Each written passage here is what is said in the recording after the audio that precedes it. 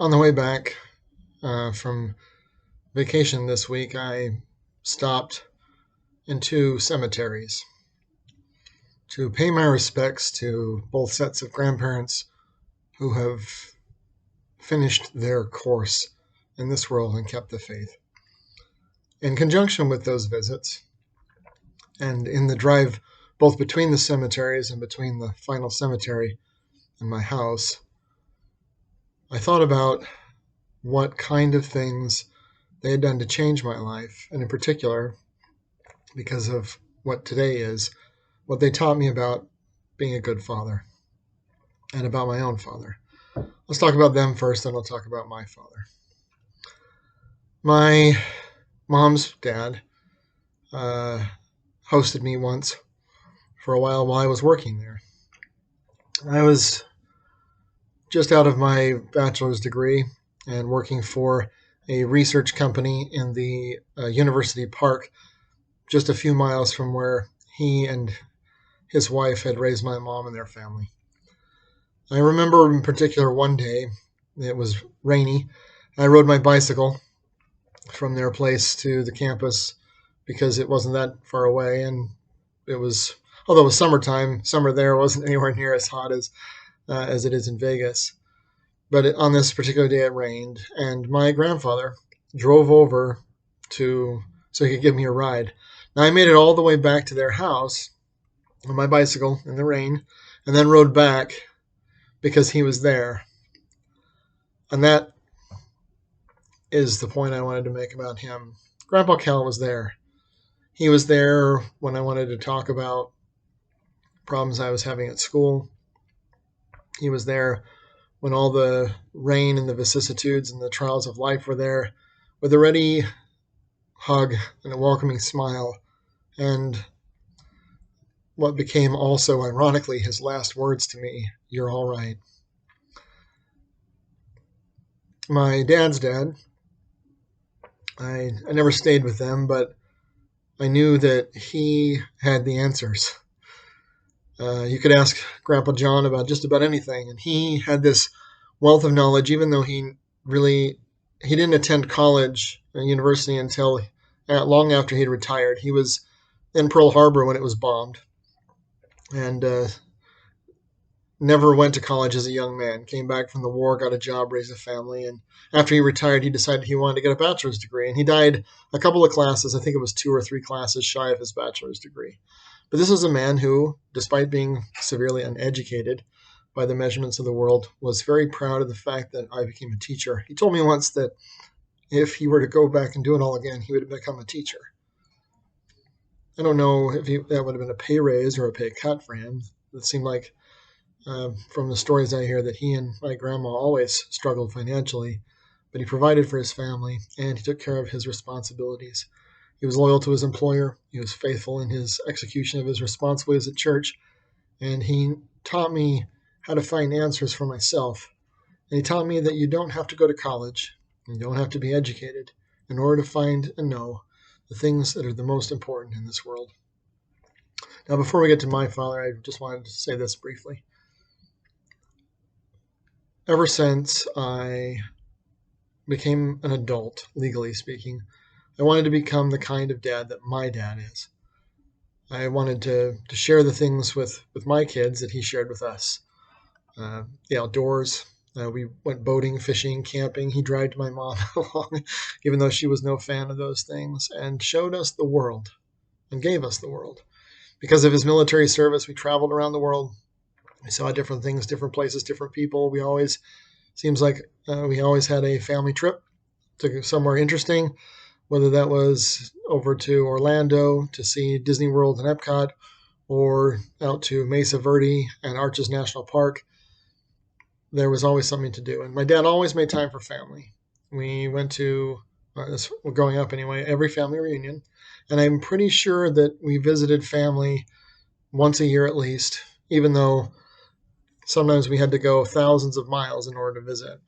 I remember lots of trips driving 6 hours from Boise to my grandparents to visit them. And he made sure that we knew that he made time for things that mattered most. And that's one of the things I respect about my father the most. And then there's my dad.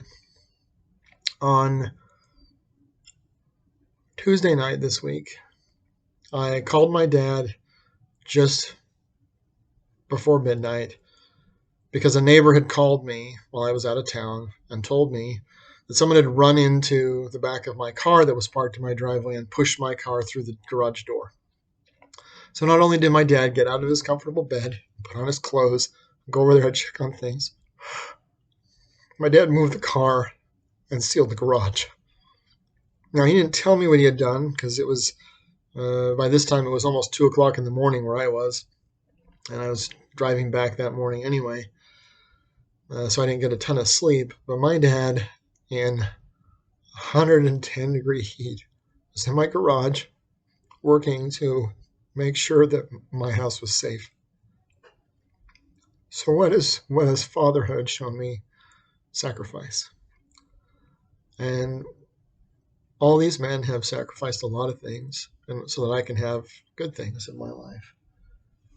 They made time for things that were important. They made time for us. They were perfect men, and they have plenty of flaws. But being a good father is not about being a perfect person. There are two things to keep in mind. There is father as a noun, and there's father as a verb. And father as a noun is a title. It is something that an honorific, we ascribe to people because of their genetic relationship to other individuals of our human race who live or have lived on this planet. But the verb father is about the kinds of actions that one takes. And any idiot can spew semen, but it takes a real man to be a dad. It takes a real man to be the bad guy sometimes, to do the work, to be there for his family. And despite the hiccups that I may have experienced and that he may have experienced, my dad was a good father and is a good father. I don't know a lot of men who, on a 110-degree night, would get up and go over and work on their kid's house.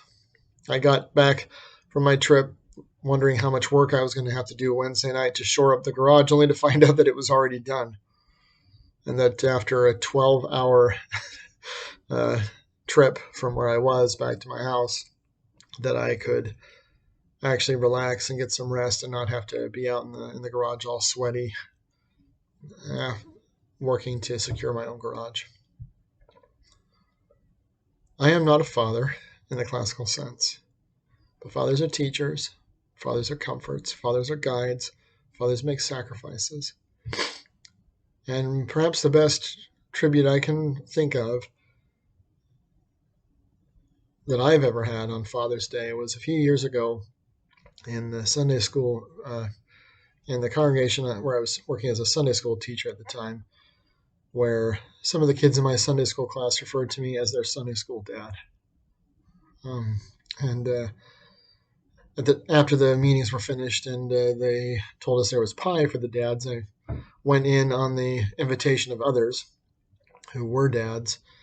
And one of the mothers of the kids in my class was there handing out pie. And she said, "I'm glad you came because you have taught my daughter some very important things. And we talk about what you teach every week." Back then it was every week. Now it's every other week. And I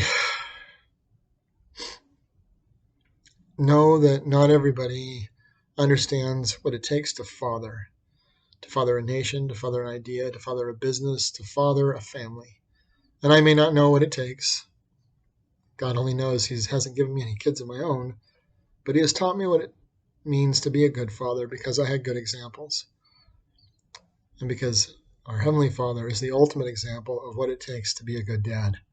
Some of those lessons I have learned. I have learned the pain and the struggle of letting people I love choose to do things I know will bring them misery, and giving them the privilege of choosing to live their lives the way they wish, the same way God allows each of us to live as we wish. Loving them enough to let them go and do what they think is best. It's got to be tough. I'm sure I've done things that my dad thinks were crazy or rotten, but he let me do them anyway. And then when I needed someone to come and shore up my garage, my dad was there.